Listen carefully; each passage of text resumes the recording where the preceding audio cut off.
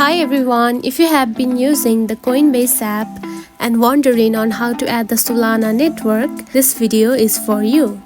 In today's video, I'm going to show you how to add the Solana network in the Coinbase app. First of all, find the Coinbase app on your home screen.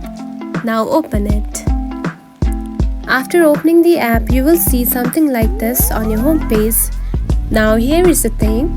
As of now, Coinbase does not allow users to directly add or access the Solana network within the Coinbase app. Coinbase primarily supports Ethereum and Bitcoin as well as other assets like ERC20 tokens. Solana, on the other hand, operates on its own blockchain and isn't directly supported for network management within Coinbase main app. So, you can still buy and sell and store Solana on Coinbase.